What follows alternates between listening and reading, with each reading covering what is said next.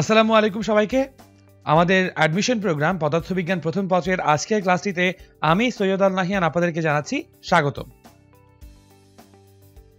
আমরা আমাদের আজকের ক্লাসটিতে অধ্যায় 7 পদার্থের গাঠনিক ধর্মের প্রথম খণ্ডের আলোচনা নিয়ে আপনাদের সবার সামনে উপস্থিত হয়েছি। এই চ্যাপ্টারটি আমরা জানি সবাই আসলে বেশ বড় একটা চ্যাপ্টার, দ্যাটস ওয়াই আমরা এটাকে দুটো পার্ট করেছি অবশ্যই।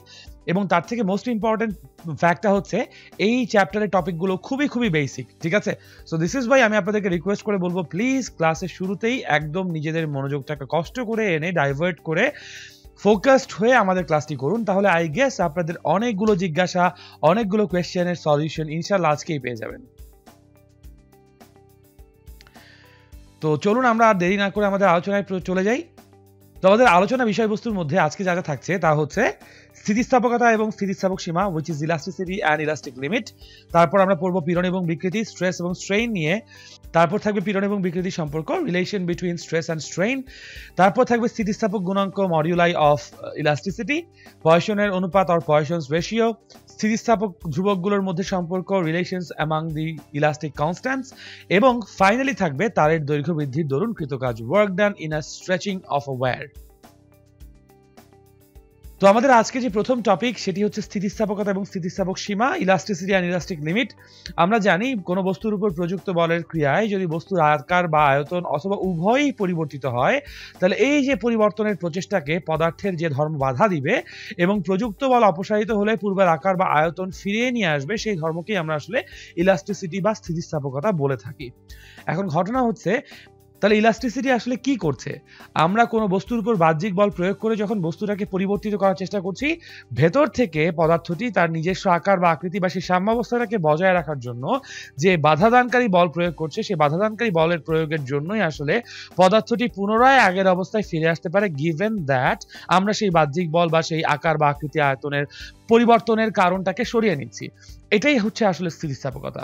বলা হচ্ছে যে বস্তুর বিকৃত হতে বাধা দেওয়ার ক্ষমতা যত বেশি, তার স্থিতিস্থাপকতা তত বেশি।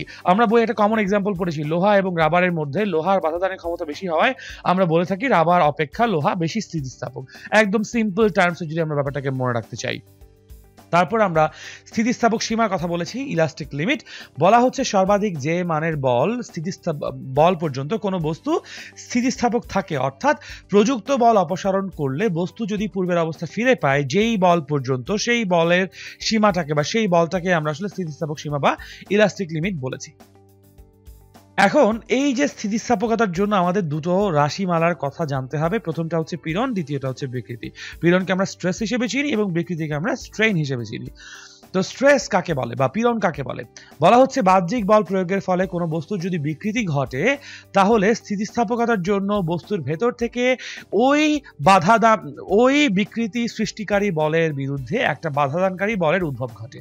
সেই একক ক্ষেত্রফলে, সেই বস্তুর একক ক্ষেত্রফলের উপর লম্বভাবে উদ্ভূত এই বলের মানকেই আমরা বলবো আসলে পীড়ন বা স্ট্রেস। সুতরাং আমরা বোঝাতে চাচ্ছি যে, ধরে নেই যে একটা পাটাতনের উপর নির্দিষ্ট একটা ভরের বস্তুকে রাখা আছে। এই ভরের বস্তুটির উপর যদি আমরা একটা বাহ্যিক বল F প্রয়োগ করি, দেখতে পাচ্ছি আমরা বস্তুটির উপরিতলের ক্ষেত্রফলের উপর এই বাহ্যিক বল F প্রয়োগ করেছি। যদি দেখি যে এই F বলটি আসলে M ভরের বস্তুটিকে তার বিকৃতি ঘটানোর চেষ্টা করছে বা বিকৃতি ঘটাতে পারছে, তখন আমরা বলবো স্ট্রেসকে আমরা সিগমা দিয়ে প্রকাশ করব। স্ট্রেস ইকুয়ালস টু বলবো F বাই এ, একক ক্ষেত্রফলের উপর এই লম্বভাবে উদ্ভূত বল। এবং এই বলটি আসলে কোত্থেকে এসেছে বুঝতে হবে। আমরা যেই বল প্রয়োগ করেছি সেই বলের বিরুদ্ধে বস্তুর ভেতর থেকে যেই বলটি আসবে, সেই বলের পরিমাণ একক ক্ষেত্রফলের উপর, তাকেই আমরা বলবো পীড়ন। অসহভার এবং অসহপীড়ন আমরা সবাই জানি ডেফিনিশনগুলো। ন্যূনতম যে নির্দিষ্ট ভারের ক্রিয়ায় কোনো বস্তু ছিঁড়ে যায় বা ভেঙে যায় তাকে আমরা অসহভার বা অসহ ওজন বলে থাকবো। আর কোনো একটি বস্তু একক ক্ষেত্রফলের উপর প্রযুক্ত অসহভারকে আমরা বলবো অসহপীড়ন। বিকৃতি কাকে বলে সেটাও আমরা আই গেস জানি। বলা হচ্ছে বল প্রয়োগে কোনো একটি বস্তুর একক মাত্রায় যে পরিবর্তন ঘটে তাকে বিকৃতি বলে। এক্সাম্পল যদি আমরা চিন্তা করি যে আমাদের কাছে একটা তার ঝুলে আছে, ঠিক আছে?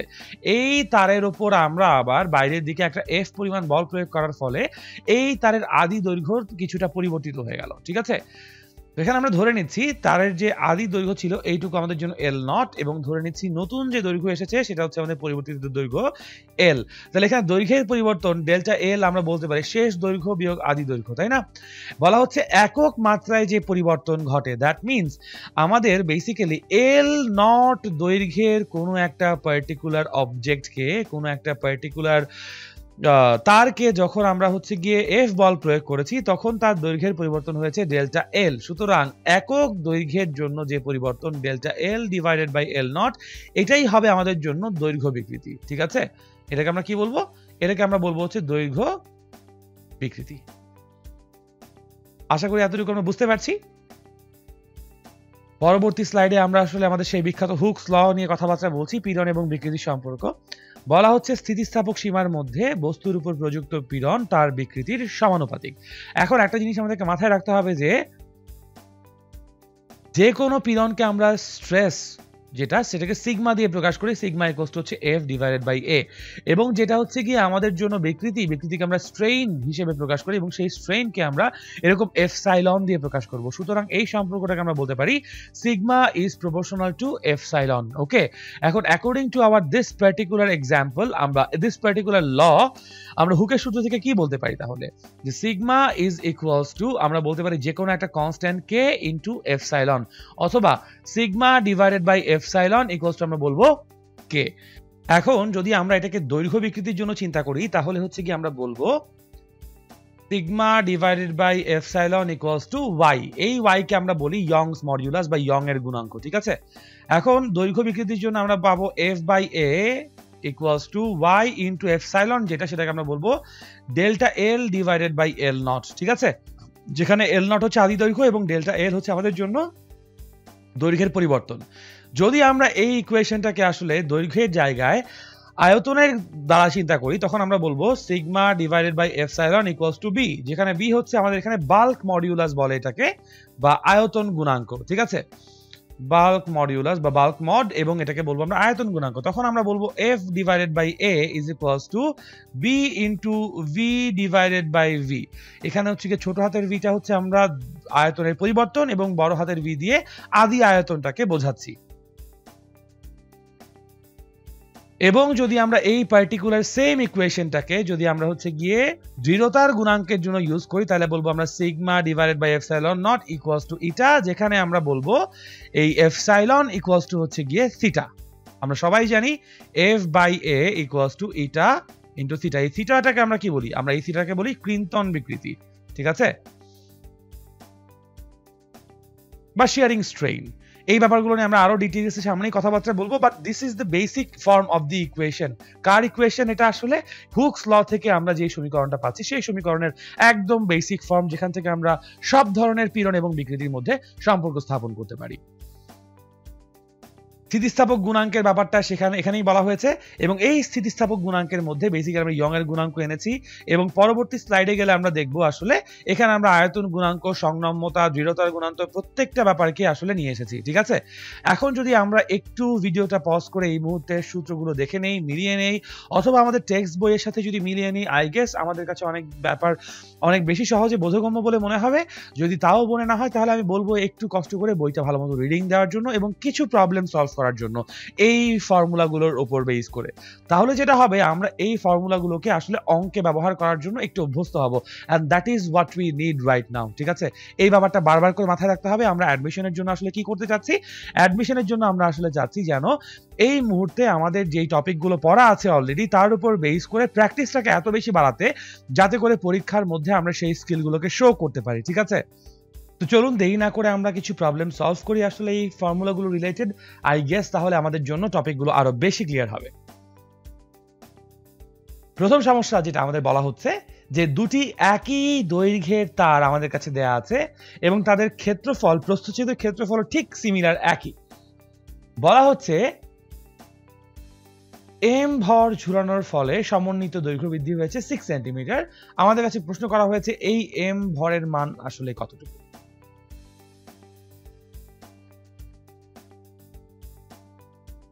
এখন আমরা যে কাজটি করব আগে বিশ্লেষণের জন্য প্রথমে আগে আমাদের চিত্রটাকে একবার এঁকে নেই। যদিও আমাদের এখানে দেওয়া আছে, বাট স্টিল আমি চাই আপনারা এভাবে অভ্যাস করেন। পরীক্ষার হলে প্রশ্নপত্রে যদি চিত্র এঁকে দেওয়া থাকেও আমরা যেন তাও একটু কষ্ট করে আমাদের উত্তরের স্ক্রিপ্টে, অ্যান্সার স্ক্রিপ্টে এই চিত্রটাকে রাখি। ঠিক আছে, ধরে নিচ্ছি এই হচ্ছে আমাদের প্রথম তার, যেই তারের লেন্থ আমরা ধরে নিচ্ছি আমাদের জন্য L1, এবং ধরে নিচ্ছি এই হচ্ছে আমাদের জন্য দ্বিতীয় তার, যেই তারের আদি লেন্থ আমরা ধরে নিচ্ছি হচ্ছে L2, এবং এই দুটো তারকে আমরা বলছি m ভরের একটা বস্তু দিয়ে কানেক্ট করে দিয়েছি। এখন একটা জিনিস আপনারা হয়তোবা সহজেই বুঝতে পারছেন যে m ভরের এই বস্তুটির যে ওজন আছে সেটি কিন্তু খাড়া নিচের দিকে অবশ্যই কাজ করবে।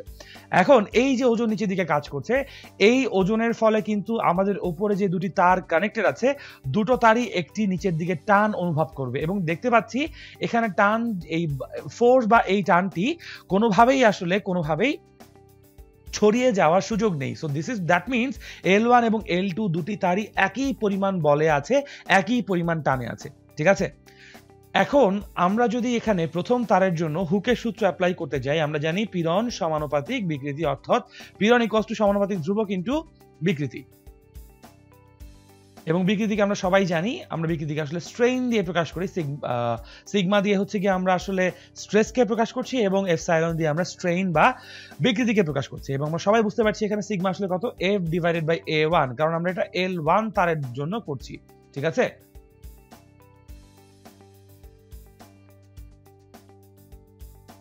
আমরা এখানে L1 তারের জন্য ক্যালকুলেশন করছি। So F by A1 equals to আমরা বলবো হচ্ছে এখানে Y1 ইনটু বিকৃতি কতটুকু, বিকৃতি হবে আমাদের জন্য delta L divided by L1। ঠিক আছে, এবং আমরা পাশাপাশি যদি L2 তারের জন্য চিন্তা করে ফেলি, আমরা বলবো তখন F divided by A2 equals to আমরা বলবো Y2 into delta L divided by L2। ঠিক আছে, এখন এই যে ডেল্টা L এবং এই যে ডেল্টা L প্রাইম দুটো কিন্তু একরকম নয়। L2 তারের যে দৈর্ঘ্যের পরিবর্তন সেটা হচ্ছে ডেল্টা L প্রাইম, এবং L1 তারের যে পরিবর্তন দৈর্ঘ্য সেটা হচ্ছে ডেল্টা L। এখন from both of these respective equations আমরা কিন্তু একটা কমন গ্রাউন্ড স্ট্যাবলিশ করতে পারি, সেটা হচ্ছে ডেল্টা L এর ভ্যালু আমাদের L1 তারের জন্য কতটুকু আসে যদি আমরা বের করতে চাই, we can get F into L1 divided by A1 into Y1। ঠিক আছে, সিমিলারলি আমরা ডেল্টা L প্রাইম, যেটা L2 তারের জন্য দৈর্ঘ্যের পরিবর্তন, সেই delta L prime equals to আমরা বলতে পারি F into L2 divided by অবশ্যই A2 into Y2। এখন আমরা দেখতে পাচ্ছি যে m ভর এর বস্তু ঝোলানোর ফলে সমন্বিত দৈর্ঘ্য বৃদ্ধির কথা বলা হয়েছে 6 সেন্টিমিটার। আমরা কিন্তু এখানে বলতে পারি delta L plus delta L prime equals two 6 centimetre, অথবা 6 ইন্টু 10⁻⁻² মিটার। আমরা SI ইউনিটে চলে গেলাম আগেই। ঠিক আছে, এখন এই যে ডেল্টা L এবং ডেল্টা L প্রাইম মানগুলো যদি আমরা এই সমীকরণ দ্বয় থেকে বের করে নিয়ে আসি, আমরা বলতে পারি F কিন্তু দুজনের জন্যই বেসিক্যালি কমন যাচ্ছে। F কমন নিয়ে আমরা বলতে পারি L1 divided by A1 into Y1 plus L2 divided by A2 into Y2। ঠিক আছে, that is equals to 6 into 10⁻⁻²। খেয়াল করলে দেখবেন আমাদের এই ইকুয়েশনের মধ্যে প্রত্যেকটা ভ্যালুই দেওয়া আছে। A1 দেওয়া আছে, A2 দেওয়া আছে, L1 দেওয়া আছে, L2 দেওয়া আছে, Y2 এবং Y1 ও দেওয়া আছে। খেয়াল করে দেখেন এই যে Y1 এবং Y2, L1 এবং L2 দেওয়া আছে, A1 এবং A2 দেওয়া আছে। ঠিক আছে, এখান থেকে কিন্তু আমরা বলতে পারি যে বেসিক্যালি এই পুরো তারের উপর যেই বল কাজ করেছে সেটা হচ্ছে F equals to mg। আমরা তাহলে এখান থেকে বলতে পারি F equals to mg equals to basically 6 into 10⁻⁻² divided by L1 divided by A1 into Y1 plus L2 divided by A2 into Y2। Okay, calculation যদি আমরা আগাই, এবং অবশ্যই ক্যালকুলেশন আগানোর পূর্বে আমরা A1 এবং A2 কে SI ইউনিটে নিয়ে আসবো, দ্যাট ইজ সেন্টিমিটার স্কয়ার থেকে মিটার স্কয়ারে নিয়ে আসবো।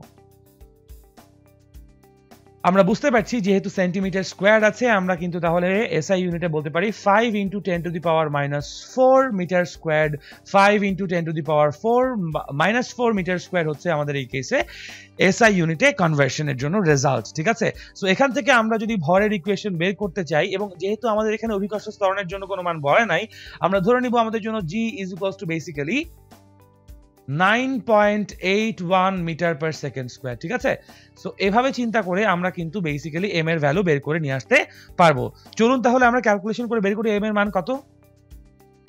তো এখান থেকে এম এর ভ্যালু আমরা দেখতে পাচ্ছি আসছে 52424.64 কিলোগ্রামস। খুবই চমৎকার একটা মান এসছে আমাদের কাছে। তো এটাই হচ্ছে আমাদের জন্য বস্তুটির ওজন। তো আশা করি সবাই প্রবলেমটি বুঝতে পেরেছি। আমরা এখন আমাদের পরবর্তী প্রবলেমে মুভ অন করি। বলা হচ্ছে একটি তারের উপাদানের ইয়ং এর গুণাঙ্ক 2 × 10⁻11 নিউটন পার মিটার স্কোয়ার হলে তারটির দৈর্ঘ্য 35% বৃদ্ধি করতে প্রযুক্ত পীড়ন নির্ণয় করতে হবে। তো আমরা অ্যাজ ইউজুয়াল চিন্তা করে রাখি এই হচ্ছে গিয়ে একটা রুফ, যেই রুফ থেকে আমরা একটা তারকে ঝুলিয়ে রেখেছি। ঠিক আছে, এখন এই তারের উপর আমরা একটা certain amount of force apply করছি, ধরে নিচ্ছি সেই ফোর্সটা হচ্ছে এফ। ফোর্সটা অ্যাপ্লাই করার পূর্বে আমরা ধরে নিচ্ছি তারের যে আদি দৈর্ঘ্য দ্যাট ইজ এল নট, এবং আমরা আরো ধরে নিচ্ছি যে এফ পরিমাণ ফোর্স যখন আমরা অ্যাপ্লাই করেছি তার পরবর্তীতে আমাদের এই তারের দৈর্ঘ্যটা খানিকটা পরিবর্তিত হয়ে গেছে এল। সো আমরা এখান থেকে কিন্তু বলতে পারি বা হাইপোথেসাইজ করতে পারি যে তারের যে দৈর্ঘ্যের পরিবর্তন delta L that is equals two আদি শেষ দৈর্ঘ্য বিয়োগ আদি দৈর্ঘ্য, অর্থাৎ এল মাইনাস এল নট। এখন তারের দৈর্ঘ্য যখন আমরা চাচ্ছি 35% বৃদ্ধি করব, দ্যাট মিনস আমরা বলতে চাচ্ছি যদি তারের আদি দৈর্ঘ্য আমাদের জন্য এল নট হয় তাহলে তারের শেষ দৈর্ঘ্য হবে এল নট প্লাস 0.35 এল নট। ঠিক আছে, এখান থেকে আমরা বলতে পারি 0.45 এল নট হচ্ছে আমাদের তারের শেষ দৈর্ঘ্য। সো এই ইকুয়েশন থেকে কিন্তু আমরা ইজিলি বলতে পারছি যে L minus L not equals to 0.35 L not. সুতরাং ডেল্টা এল এর ভ্যালু কত? ডেল্টা এল এর ভ্যালু হচ্ছে 0.35 এল নট। ওকে, এটা হচ্ছে আমাদের জন্য দৈর্ঘ্যের পরিবর্তন। এখান থেকে আমরা বলতে পারি delta L divided by L not equals to 0.35। সুতরাং আমরা বুঝতে পারছি আমাদের কাছে যে বলা হচ্ছে 35% দৈর্ঘ্য বৃদ্ধি করতে চাই, এটা আমাদের কাছে বিকৃতির কথা বলে দেওয়া হয়েছে। এখন যদি আমরা ধরে নেই যেই তারকে নিয়ে আমরা কথা বলছি সেই তারের প্রস্থচ্ছেদের ক্ষেত্রফল হচ্ছে এ, আমরা তাহলে বলতে পারি পীড়ন ইজ ইকুয়ালস টু সমানুপাতিক ধ্রুবক ইনটু বিকৃতি। বিকৃতিকে আমরা স্ট্রেইন দিয়ে প্রকাশ করছি বা এপসাইলন দিয়ে প্রকাশ করছি। এখন সিগমা ইকুয়ালস টু আমরা সবাই জানি F divided by A equals to K এর জায়গায় যদি আমরা ওয়াই বসাই তখন আমাদের জন্য এপসাইলন হয়ে যায় delta L divided by L naught which value is given to us. আমরা যদি এখন মানগুলো বসিয়ে দেই 2 × 10⁻11 হচ্ছে Young's modulus into 0.35, that is going to give us the stress of this whole system. সুতরাং আমরা পাচ্ছি 2 exponential 11 into 0.35 equals to 7 into 10 to the power 10. 7 into 10 to the power 10 Newton per meter squared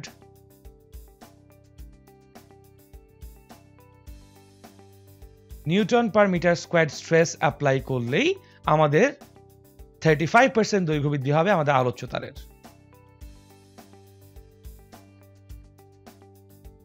তো আশা করি আমরা বুঝতে পেরেছি কিভাবে প্রবলেমটাকে solve করেছি। চলুন তাহলে আমরা পরবর্তী প্রবলেম দেখে নিই। পরবর্তী প্রবলেমটিতে দেখা যাচ্ছে বলা হচ্ছে 1 সেন্টিমিটার পুরু একটি বর্গাকার তামার পাতকে 1200 কিলোগ্রাম ক্রিন্তন বল দ্বারা রম্বস আকারে পরিণত করা হলো। পাতটির প্রতি বাহু 8 সেন্টিমিটার এবং 3 সেন্টিমিটার ব্যবধানের দুটি সমান্তরাল স্তরের মধ্যে ক্রিন্তনের দিকে আপেক্ষিক সরণ হচ্ছে 90 × 10⁻⁻6 সেন্টিমিটার। বলা হচ্ছে তামার ক্রিন্তন গুণাঙ্ক কত নির্ণয় করো।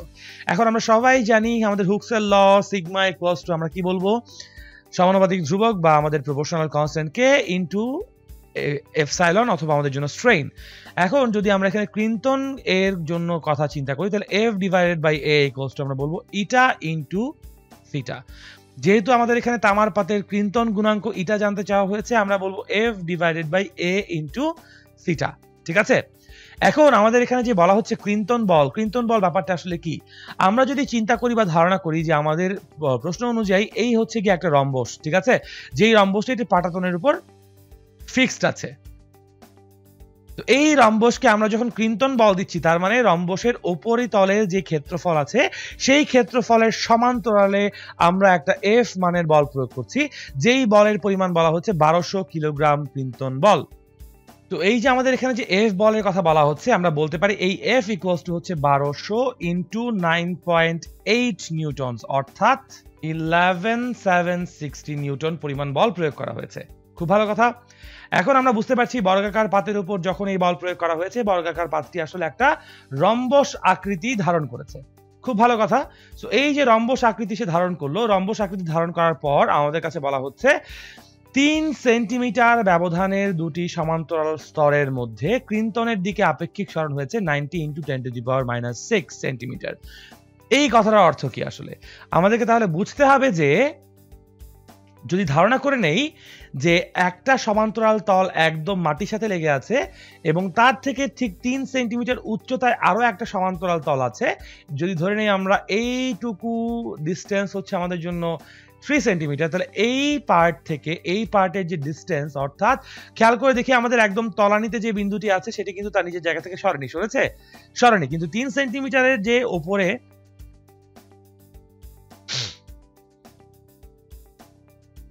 তো আমরা যদি চিন্তা করে নেই যে এই যে দুটি আপেক্ষিক স্তরের কথা বলছি, এই আপেক্ষিক স্তরগুলোর মধ্যে একটি স্তর হচ্ছে আমাদের এ বিন্দুতে, অন্য একটি স্তর হচ্ছে সি বিন্দুতে, এবং আমাদের প্রশ্ন মতে কিন্তু এসি এর হাইট হচ্ছে 3 সেন্টিমিটার। ঠিক আছে, এই ব্যাপারটা মাথায় রাখতে হবে। তো এই এসি এর মধ্যবর্তী যে আপেক্ষিক সরণ, এই কথা দিয়ে কি বোঝানো হচ্ছে? আমরা যদি খেয়াল করে দেখি যে এ বিন্দুটাকে যেহেতু আমরা ধরে নিয়েছি যে আমাদের প্ল্যাটফর্মের সাথে খুবই শক্তভাবে স্টাক, সুতরাং এ বিন্দুটি কিন্তু মোটেও নড়াচড়া করতে পারছে না, কিন্তু সি বিন্দুটি ক্রিন্তন বলের প্রভাবে অর্থাৎ তলের সমান্তরালে এই এফ বলের প্রভাবে বেশ খানিকটা সামনে চলে এসেছে।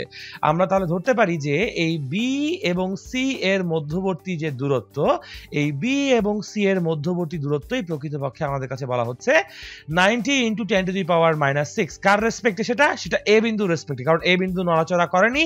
সো এ বিন্দুর রেসপেক্টে বি থেকে সি বিন্দুতে সরে গিয়েছে 90 × 10⁻⁶ সেন্টিমিটার। ঠিক আছে, সুতরাং আমরা তাহলে বলতে পারি ত্রিভুজ এ বি সি এর মধ্যে আমরা এ বি এর দৈর্ঘ্য কতটুকু বলছি? এ বি এর দৈর্ঘ্য বলছি 3 সেন্টিমিটার, এবং আমরা বিসি এর দৈর্ঘ্য কতটুকু বলছি?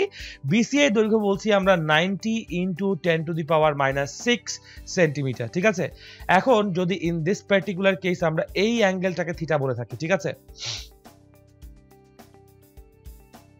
আমরা কাজ করি, আমরা আমাদের বোঝার সুবিধার জন্য সম্পূর্ণ চিত্রটাকে আরো একবার আঁকি, বাট এবার একটু ইমেজটা বড় করে। এই হচ্ছে আমরা ধরে নিচ্ছি আমাদের পাটাতন, এই ধরে নিচ্ছি আমাদের পাটাতনটি আছে, যেই পাটাতনের উপর একটি রম্বস বসানো আছে শক্তভাবে, ঠিক আছে, বর্গাকার পাত বসানো আছে শক্তভাবে, এবং এই বর্গাকার পাতের উপর আমরা একটা বল প্রয়োগ করেছি। সেই বলের মান কতটুকু বলা হচ্ছে? সেই বলটিকে বলেছি আমরা ক্রিন্তন বল, অর্থাৎ আমরা বলেছি যে তলের সমান্তরালে যদি বল প্রয়োগ করা হয় তাকে আমরা ক্রিন্তন বল বলবো, যেটার মান আমরা পেয়েছিলাম 11760 নিউটন, কারণ 1200 কিলোগ্রাম বল মানে 1200 কিলোগ্রাম ইন্টু 9.8। সো এর প্রভাবে আমাদের এই সম্পূর্ণ বর্গাকার পাতটি এখন একটা রম্বসে পরিণত হয়েছে। খুব ভালো কথা। এই রম্বসের জন্য আমরা বলেছি, ধরে নিচ্ছি রম্বসটি যে বিন্দুতে স্টাক সেই বিন্দুটি এ, এবং এই রম্বসের এ বিন্দু থেকে ঠিক 3 সেন্টিমিটার উচ্চতায় আমরা একটা বিন্দু নিচ্ছি, সেই বিন্দুটা কি বলছি আমরা? সি। আচ্ছা, তাহলে আমরা এ এবং সি এর যে লেন্থটুকু পাচ্ছি, ধরে নিই এটাকে এ প্রাইম, ঠিক আছে, এই এ প্রাইম এবং সি প্রাইমের যে লেন্থ বা এ থেকে সি এর যে হাইট, সেই হাইটটিকে আমরা বলছি বেসিক্যালি 3 সেন্টিমিটার। এই 3 সেন্টিমিটারকে কেন আনছি আমরা? কারণ আমাদের প্রশ্ন বলে দিয়েছে 3 সেন্টিমিটার ব্যবধানের দুটি সমান্তরাল স্তরের মধ্যে ক্রিন্তনের দিকে আপেক্ষিক সরণ। ক্রিন্তন কোন দিকে হয়েছে? সে বেঁকেছে কোন দিকে? এক্স অক্ষের ডান দিকে, যেহেতু বল এসেছে এক্স অক্ষের ডান দিকেই বেঁকেছে। সুতরাং ক্রিন্তনের দিকে আমাদের আপেক্ষিক সরণ, অর্থাৎ এ থেকে সি এর দিকে যে আপেক্ষিক সরণ, আমরা যদি এ থেকে এই বিন্দুর নাম দেই বি বিন্দু, তাহলে বি থেকে সি এর যে আপেক্ষিক সরণ সেই বিসি সরণ বলেছি আমরা 90 × 10⁻⁶ সেন্টিমিটার। তাহলে আমরা এখন ত্রিভুজ এবিসি এর জন্য বলতে পারি, যদি আমরা এই কোণটাকেই থিটা বলি, আমাদের ক্রিন্তন বিকৃতি থিটা বলি, তাহলে আমরা কিন্তু বলতে পারি যে আমাদের in this particular case tan theta equals to হচ্ছে থিটা। যেহেতু থিটা খুবই ক্ষুদ্র বুঝতেই পারছি আমরা, এখানে খুবই ক্ষুদ্র সরণ হবে, সো ট্যান থিটাকে আমরা থিটা হিসেবে বলতে পারি, which is equals to আমরা কি বলছি, যদি আমরা এবি এর সাথে বাহুটিকে ভূমি বলি তাহলে আমাদের জন্য হচ্ছে কোণের বিপরীত বাহু বিসি হয়ে যাবে লম্ব। আমরা বলতে পারি বিসি ডিভাইডেড বাই হচ্ছে গিয়ে এবি। বিসি এর মান কত আমরা জানি 90 ইন্টু 10 টু দি পাওয়ার -6 বলে দিয়েছে। এবি এর দৈর্ঘ্য হচ্ছে কি আমাদের জন্য 3। সুতরাং থিটার ভ্যালু আমরা পেয়ে গিয়েছি। আমরা এখান থেকে ইটা ইকুয়ালস টু বলতে যাচ্ছি এফ কত 11760 ডিভাইডেড বাই ক্ষেত্রফল। আমাদের কাছে কি ক্ষেত্রফল বলে দিয়েছে? আমাদের কাছে যদি ক্ষেত্রফল বলে দেওয়া না থাকে আমরা কিন্তু অবশ্যই বের করতে পারবো। আমাদের কাছে বলা হচ্ছে 1 সেন্টিমিটার পুরুত্বের একটি বর্গাকার তামার পাত, তাই না? যেখানে তামার প্রতিটি বাহুর দৈর্ঘ্য বলা হয়েছে 8 সেন্টিমিটার। যেহেতু আমাদের কাছে বলে দিয়েছে এই পাতটির পুরুত্ব হচ্ছে 1 সেন্টিমিটার, তার মানে আমরা কিন্তু এইটুকু অ্যাজিউম করতেই পারি যে ওই পাশে আমাদের একটা বর্ধিত অংশ আছে এই রম্বসটির জন্য, ঠিক আছে? যেই বর্ধিত অংশের জন্য আমরা বলতে পারি যে এই বর্ধিত অংশের জন্য এইটুকু পুরুত্ব হচ্ছে আমাদের জন্য কত 1 সেন্টিমিটার, এবং আমরা জানি প্রতি বাহুর দৈর্ঘ্য কতটুকু বলেছি 8 সেন্টিমিটার। সুতরাং আমরা কিন্তু ক্ষেত্রফল A ইকুয়ালস টু বলতে পারি 1 into 8 centimetre squared into 10 to the power -4 metre squared. আমরা হচ্ছে কি এটাকে একদম এসআই ইউনিটে নিয়ে চলে গেলাম। সুতরাং আমরা বলতে পারি 1 into 8 into 10 to the power -4 into theta কত, থিটার জায়গায় বসছে 90 into 10 to the power -6 divided by 3। ইটার যে ভ্যালুটা আমাদের এখান থেকে আসবে সেটাই আমাদের জন্য ক্রিন্তন গুণাঙ্ক। লেটস সি কত আসে আমাদের জন্য এখানে।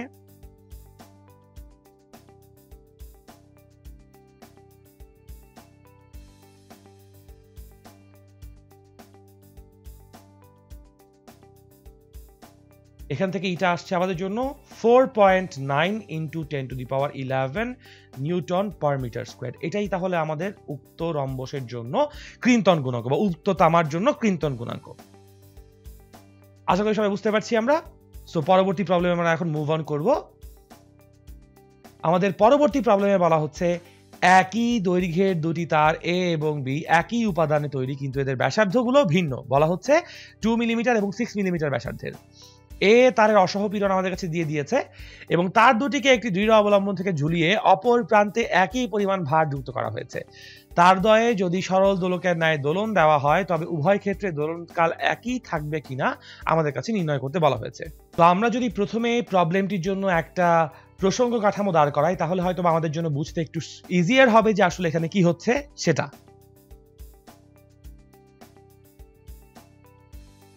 ধরে নিচ্ছি আমাদের এই একটা অবলম্বন থেকে এ তারকে ঝুলিয়ে দিচ্ছি, এবং এখানে পাশে ঠিক পাশে অন্য একটি অবলম্বন থেকে আমাদের বি তারটিকে ঝুলিয়ে দেওয়া হয়েছে। যেহেতু দুটো তারের দৈর্ঘ্য একই কিন্তু ব্যাসার্ধ ভিন্ন, আমরা ধরে নিচ্ছি এই তারের ব্যাসার্ধ হচ্ছে R1, ওই তারের ব্যাসার্ধ হচ্ছে R2। এবার আমরা দুজনের সাথে একই পরিমাণ ভর M যুক্ত করে দিলাম, একই পরিমাণ ভর M যুক্ত করে দিলাম। সুতরাং দুটো তারই আসলে একই পরিমাণ টান mg তে আছে বলে দিতে পারি আমরা। যেহেতু তার দ্বয়ের উপাদান একই সুতরাং তাদের ইয়ং এর গুণাঙ্ক একই, এবং যেহেতু বলা হচ্ছে একই দৈর্ঘ্যে সুতরাং দুজনের দৈর্ঘ্য আমাদের জন্য কতটুকু, দুজনের দৈর্ঘ্য আমাদের জন্য বেসিক্যালি L। ঠিক আছে, খুব ভালো কথা। আমরা তাহলে বলতে পারি যে প্রথম তার যেটা A এবং দ্বিতীয় তার যেটা B তাদের জন্য ডিফারেন্ট সেক্টরে আমাদের হুকের সূত্র আমরা কাজে লাগাতে পারবো। সো ফর ওয়্যার এ তারের জন্য আমরা কি বলবো, এ তারের জন্য আমরা বলবো F ডিভাইডেড বাই A1, যেহেতু ব্যাসার্ধ ডিফারেন্ট সো অবশ্যই A1 ডিফারেন্ট হবে, ইকুয়ালস টু আমরা বলবো Y into L1 divided by L। ঠিক আছে, এটুকু আমরা বলতে পারি। এবং বি তারের জন্য আমরা কি বলতে পারি, বি তারের জন্য বলতে পারি F divided by A2 equals to Y into L2 divided by L। যদি 1 নাম্বার এবং 2 নাম্বার সমীকরণকে আমরা হচ্ছে গিয়ে অনুপাত করি তাহলে আমরা বলতে পারবো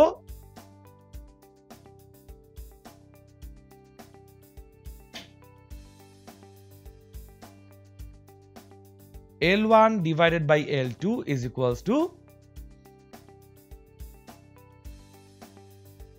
A2 divided by A1, তাই না? ইকুয়ালস টু আমরা আবার বলতে পারি পাই, আমরা A2 জায়গায় বলতে পারি pi R2 whole square divided by pi R1 whole square, তাই না? এখন আমরা যেহেতু দেখতে পাচ্ছি এখান থেকে পাই এবং পাই পরস্পরকে ক্যান্সেল আউট করছে, R2 divided by R1 whole square that is আমরা বলতে পারি 6 divided by 3 whole square equals to আমরা পাচ্ছি কত 4। সুতরাং আমরা জানতে পারছি যে L1 ইকুয়ালস টু আসছে আমাদের জন্য 4 অফ L2, যেখানে L1 এবং L2 আসলে কি, L1 এবং L2 হচ্ছে আমাদের যথাক্রমে প্রথম A তার এবং B তারের জন্য দৈর্ঘ্যের পরিবর্তন। ঠিক আছে, সো আমরা দেখতে পাচ্ছি যে প্রথম তার বা এ তারে যতটুকু দৈর্ঘ্যের পরিবর্তন হবে সেটা আসলে বি তারের থেকে কম। যেহেতু দৈর্ঘ্যের পরিবর্তন কম, আমরা আবার জানি যে সরল দোলকের ক্ষেত্রে দোলনকাল কার্যকরী দৈর্ঘ্যের বর্গের সমানুপাতে পরিবর্তিত হয়। সুতরাং আমরা অবশ্যই নির্দ্বিধায় বলে ফেলতে পারি যে ইন দিস পার্টিকুলার কেস দুই ক্ষেত্রে অবশ্যই দোলনকাল একরকম থাকবে না। কারণ কি? কারণ কার্যকরী দৈর্ঘ্যের পরিবর্তন আসছে, আমরা দেখতে পাচ্ছি কার্যকরী দৈর্ঘ্যে যদি পরিবর্তন আসে অবশ্যই সেখানে আমাদের দোলনকাল একই রকম থাকবে না।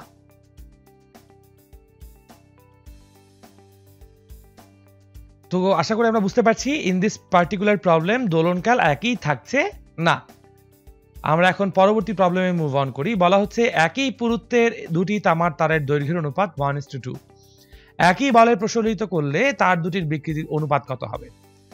আমরা ধরে নেই প্রথম যেই তারের কথা বলা হচ্ছে সেই প্রথম তারের জন্য আমরা বলবো F1 divided by A1 equals to হচ্ছে y into delta L1 divided by হচ্ছে আমাদের জন্য L1,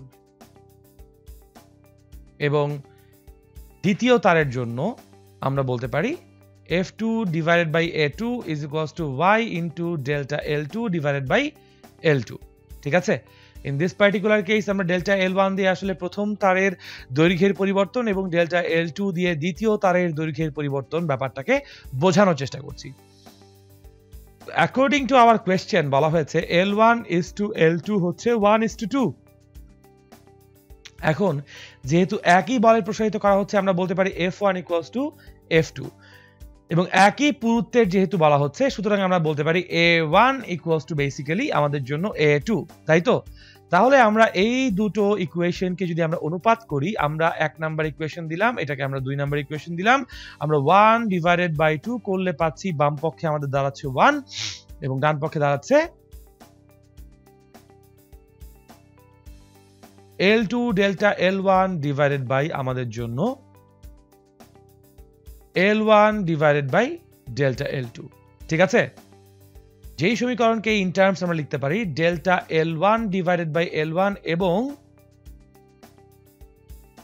delta L2 divided by L2, তাই তো? এখন ইন দিস পার্টিকুলার কেস আমরা এপসাইলন 1 ইকুয়ালস টু বলতে পারি delta L1 divided by L1 যেটা প্রথম তারের জন্য আমাদের বিকৃতি, এবং এপসাইলন 2 ইকুয়ালস টু বলতে পারি delta L2 divided by L2 যেটা আমাদের দ্বিতীয় তারের জন্য বিকৃতি। সুতরাং এটা ইকুয়ালস টু আমরা কি পাচ্ছি? আমরা এটা ইকুয়ালস টু পাচ্ছি এপসাইলন 1 ডিভাইডেড বাই এপসাইলন 2।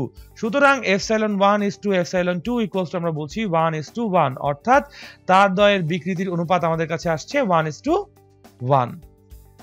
এটাই আমাদের জন্য সলিউশন। তাহলে আশা করি বুঝতে পারছি কিভাবে প্রবলেমটি সলিউশন করেছি আমরা।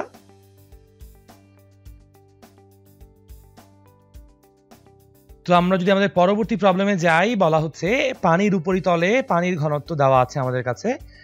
আরো বলা হয়েছে যে 800 atm চাপ গভীরতায় পানির ঘনত্ব কত জানতে চাওয়া হয়েছে।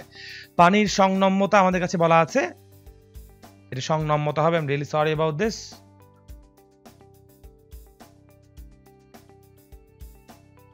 পানির সংনম্যতা বলা হচ্ছে 45.8 into 10 to the power minus 11 Pascal, এবং আমরা সবাই জানি 1 atmospheric pressure equals to 1.013 into 10 to the power 5 Pascal দেওয়া আছে এগুলো মান আমাদের প্রশ্নে।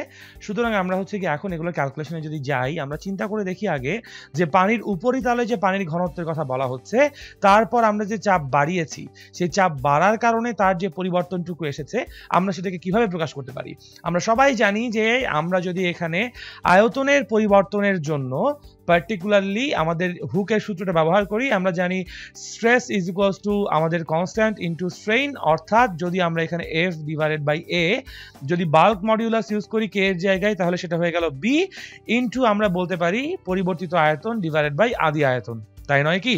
এখন আমাদের কাছে F বাই A প্রেসার বলে দিয়েছে, কতটুকু প্রেসার বলে দিয়েছে 800 অ্যাটমসফিয়ারিক প্রেসার, ইকুয়ালস টু আমরা বলতে পারি B into V divided by V, অর্থাৎ আমরা এখান থেকে বলতে পারি V is equals to totally P divided by B into আদি আয়তন, যেখানে প্রেশার কত 800 atmospheric pressure into 1.013 into 10 to the power 5 pascal divided by আমাদের 1/b দেওয়া আছে, পানির সংনম্যতা মানে 1/b বা k এর ভ্যালু দেওয়া আছে 45.8 into 10 to the power -11 per Pascal. ঠিক আছে, সো সেই মানটি আমরা বসিয়ে দিব 45.8 into 10 to the power -11 Pascal per Pascal into আমাদের জন্য আদি আয়তন রয়ে যাচ্ছে v ইকুয়ালস আমরা দেখতে পাচ্ছি মান আসবে ক্যালকুলেটরে 0.037 v। যেহেতু আমরা বুঝতে পারছি এখানে আয়তন সংকুচিত হয়েছে, আমরা তাহলে বলতে পারি শেষ আয়তন ইজ ইকুয়ালস টু আদি আয়তন বিয়োগ আয়তনের পরিবর্তন, which gives us v minus 0.037 v equals to আমরা বলতে পারি 0.9629 v। এটাই হচ্ছে আমাদের জন্য সর্বশেষ আয়তন। এখন আমরা ধারণা করে নিতে পারি যে এখানে আসলে ভরের কোনো পরিবর্তন নেই, সো ভর পরিবর্তিত হচ্ছে না। তো ভর যদি পরিবর্তিত না হয় আমরা বলতে পারি v into rho equals to v prime into rho prime. এখান থেকে আমরা তাহলে বলতে পারি পরিবর্তিত ঘনত্ব rho prime equals to v divided by v prime into rho.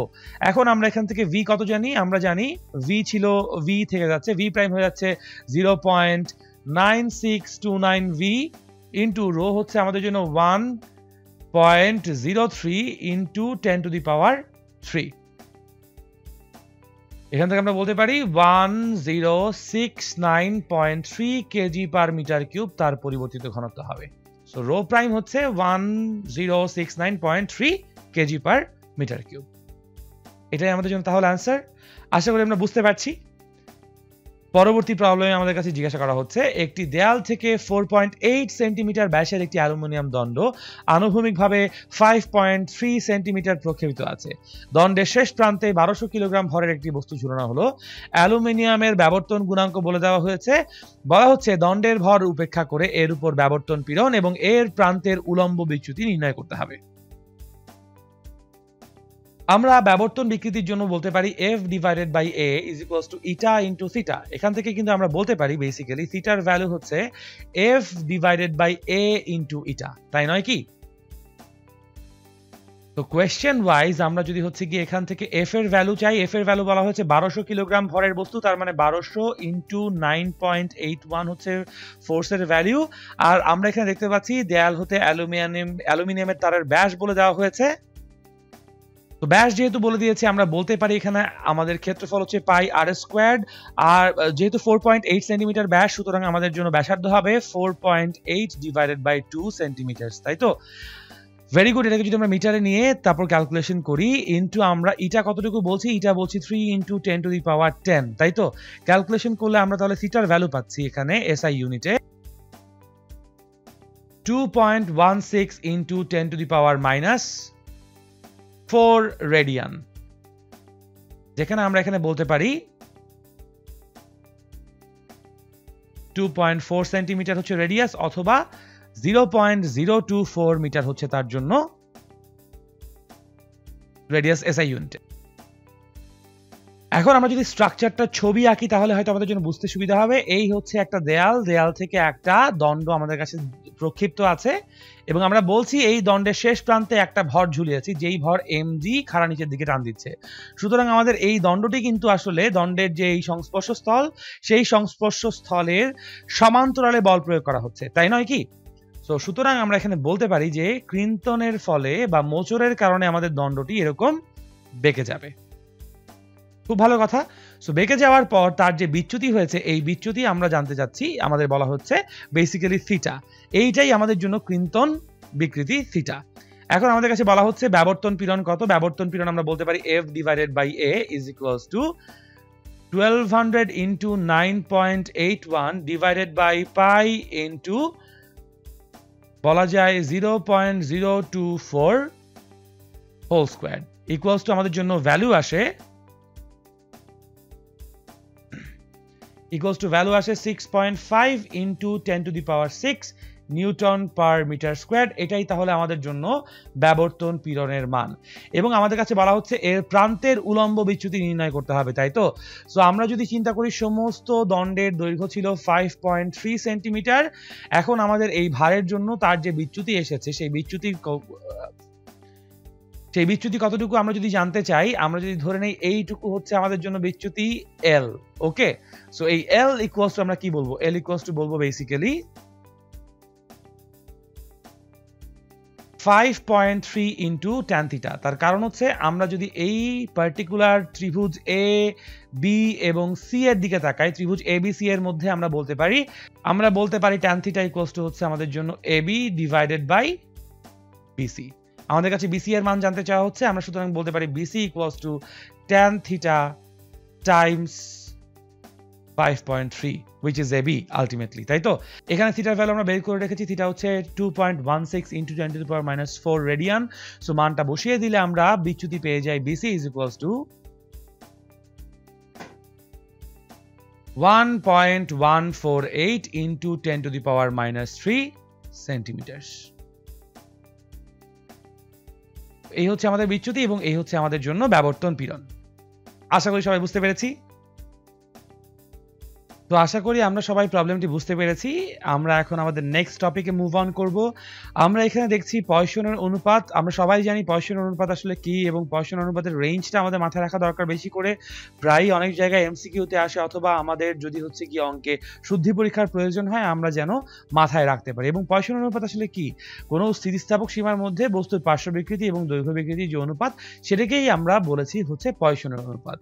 এবং এটা মাথায় রাখতে হবে যে পয়সনের অনুপাত সবসময় শুধুমাত্র কঠিন পদার্থেরই বৈশিষ্ট্য। তো আমরা এখন এই রিলেটেড একটা ম্যাথমেটিক্যাল প্রবলেম সলভ করি। বলা হচ্ছে 1 মিটার লম্বা এবং 1 মিলিমিটার ব্যাস বিশিষ্ট একটি তারের দৈর্ঘ্য বৃদ্ধি 0.025 সেন্টিমিটার হলে তারটির ব্যাস কতটুকু হ্রাস পাবে? তো আমরা সবাই জানি যে পয়সনস রেশিও বেসিক্যালি হচ্ছে পার্শ্ব বিকৃতি ডিভাইডেড বাই দৈর্ঘ্য বিকৃতি, তাই তো? এখন এখান থেকে আমরা বলতে পারি সবাই যে পার্শ্ব বিকৃতি is equals to Poisson's ratio into দৈর্ঘ্য বিকৃতি। এখন আমাদের কাছে বলা হয়েছে এল এর ভ্যালু হচ্ছে গিয়ে 0.025 সেন্টিমিটার অথবা L equals to 0.025 into 10 to the power minus 2 metre. এখান থেকে আমরা তাহলে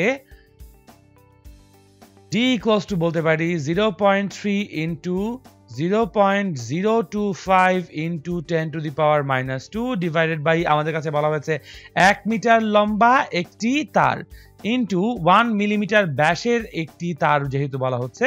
সো 1 মিলিমিটারকে আমরা যদি মিটারে বা SI ইউনিটে কনভার্সন করি তাহলে আমরা পাচ্ছি 1 into 10 to the power minus 3 meters 1 into 10 to the power minus 3 meters এবং আমাদের কোয়েশ্চেন ওয়াইজ সিগমার ভ্যালু বলা হয়েছে 0.3। সিগমার ভ্যালু বলা হচ্ছে 0.3। এখান থেকে তাহলে আমরা আমাদের ব্যাস হ্রাসের মান বের করতে পাচ্ছি। ক্যালকুলেশন করলে আমরা দেখব ব্যাস হ্রাসের হার হচ্ছে বা ব্যাস হ্রাসের মান হচ্ছে 7.5 into 10 to the power minus 8 meters।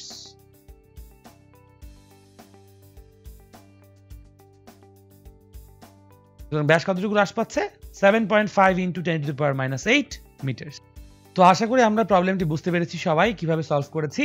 আমরা যদি এখন আমাদের পরবর্তী প্রবলেমে বা পরবর্তী টপিকে মুভ করে এখানে দেখতে পাচ্ছি আমাদের স্থিতিস্থাপক ধ্রুবকগুলোর মধ্যে সম্পর্ক দেওয়া আছে যেগুলো আমাদের ফ্রিকোয়েন্টলি ম্যাথমেটিক্যাল প্রবলেম সলভ করার জন্য প্রয়োজন হয়। তো আমরা যদি আমাদের এই টপিকের উপর একটা প্রবলেম সলভ করি, বলা হচ্ছে একটি তারের আয়তন গুণাঙ্ক দেওয়া আছে, that means B equals to বলা হচ্ছে 11 into 10 to the power 12 newton per metre squared. আমাদের কাছে বলা হচ্ছে Poisson's ratio sigma equals to দেওয়া হচ্ছে 0.4। তারের দৈর্ঘ্য দেওয়া আছে, ব্যাস দেওয়া আছে এবং দৈর্ঘ্যের পরিবর্তন জানতে চাওয়া হয়েছে। যে দৈর্ঘ্যের পরিবর্তন 2.3 সেন্টিমিটার করতে হলে কি পরিমাণ বলের প্রয়োজন হবে। এখন দৈর্ঘ্যের পরিবর্তন বা দৈর্ঘ্যের বিকৃতি হিসেব করার জন্য আমাদের আসলে ইয়ংস মডিউলাসটাকে আগে বের করতে হবে। আমরা একটু আগের স্লাইডে দেখে এসেছি একটা ফর্মুলা, সেটা হচ্ছে যেখানে আমাদের বাল্ক মডিউলাসের সাথে পয়সনস রেশিও সম্পর্ক করেছে এবং ইয়ংস মডিউলাসের সাথে সম্পর্ক হয়েছে। আমরা এই ইকুয়েশনটাকে ধরে বলতে পারি যে y is equals to basically 3b into 1 minus 2 sigma, তাই তো?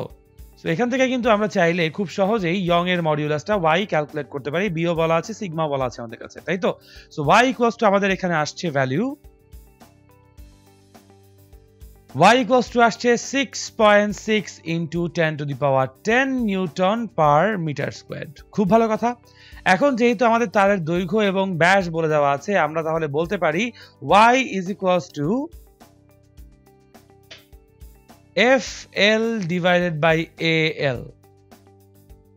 এখান থেকে F equals to আমরা বলতে পারি, বের করতে হবে F এর মান আমরা জানি না কতটুকু, সুতরাং F equals to আমরা বলবো YAL divided by L। এখন এখান থেকে আমরা y এর ভ্যালু বসাই 6.6 into 10 to the power 10 into a এর ভ্যালু হচ্ছে পাই into আমাদের প্রশ্ন মতে ব্যাস বলা হয়েছে 0.25 সেন্টিমিটার, তার মানে আমরা বলবো 0.25 divided by 2 into 10 to the power minus 2 whole squared into L বলা হয়েছে দৈর্ঘ্য আমরা বের করতে কতটুকু বৃদ্ধি করতে চাই 2.3 সেন্টিমিটার, তার মানে 2.3 into 10 to the power minus 2 SI ইউনিটে নিয়ে গেলাম এবং আদি দৈর্ঘ্য আমাদের কাছে বলা হয়েছে 12 মিটার। এখান থেকে আমরা তাহলে বলের পরিমাণ পাচ্ছি, ক্যালকুলেশন করলে পারবো আমরা 518.4 নিউটন পরিমাণ বল। সুতরাং 518.4 নিউটন বল প্রয়োগ করলে আমাদের এই 12 মিটার দৈর্ঘ্যের তারের দৈর্ঘ্য বেড়ে 2.3 সেন্টিমিটার বৃদ্ধি পাবে। আশা করি বুঝতে পারছি আমরা প্রবলেমটা, এবং পরবর্তী টপিকে সর্বশেষ টপিক আমরা তারের দৈর্ঘ্য বৃদ্ধি দরুন কৃতকাজের ফর্মুলাগুলোকে একত্র করেছি।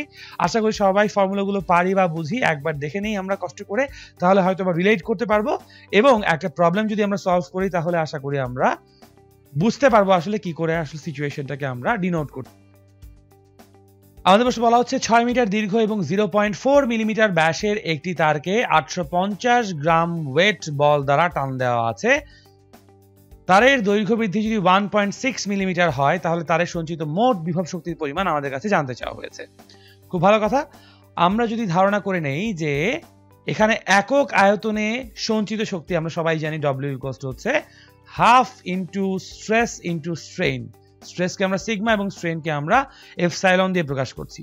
এখান থেকে আমরা বলতে পারি মোট সঞ্চিত শক্তি divided by V equals to হচ্ছে হাফ অফ স্ট্রেসের জায়গায় আমরা ফোর্স ডিভাইডেড বাই এরিয়া, স্ট্রেইনের জায়গায় আমরা ছোট এল ডিভাইডেড বাই বড় হাতের এল লিখতে পারি।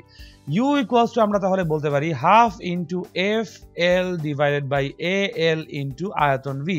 আয়তন ভি এবং আয়তন কাটাকাটি করে আমরা বলতে পারি U equals to half into F into L. এখানে আমরা বলতে পারি এফ যেটা সেটা হচ্ছে গিয়ে ভর ইন্টু অভিকর্ষ ত্বরণ ইন্টু আমাদের দৈর্ঘ্য হচ্ছে এল। এখান থেকে তাহলে আমরা বলি হাফ ইন্টু আমাদের কাছে ভর কতটুকু বলা আছে, ভর বলা হচ্ছে 850 gram, that means 850 divided by 1000 into G এর ভ্যালু 9.81 ইন্টু এল কত বলা হচ্ছে আমাদের 1.67 মিলিমিটার, অর্থাৎ 1.67 into 10 to the power minus 3 metre SI ইউনিটে নিলে। এখান থেকে ক্যালকুলেশন করলে আমাদের শক্তির যে মানটি আসে তা হচ্ছে, এখান থেকে সঞ্চিত শক্তির মান তাহলে আসছে 6.96 into 10 to the power minus 3 joule. সুতরাং এটাই তাহলে আমাদের জন্য মোট সঞ্চিত শক্তি। আশা করি সবাই বুঝতে পারছি। সবাইকে অনেক ধন্যবাদ এতক্ষণ ধরে আমাদের ক্লাসটি করার জন্য। সো আজকে আমি সৈয়দ আল নাহিয়ান এখানেই আপনাদের কাছ থেকে বিদায় নিচ্ছি, সাইনিং অফ। আশা করি নেক্সট ক্লাস পর্যন্ত আপনারা সবাই ভালো থাকবেন, সুস্থ থাকবেন। আগামী ক্লাসে দেখা হচ্ছে ইনশাআল্লাহ আবার। আসসালামু আলাইকুম, আল্লাহ হাফেজ।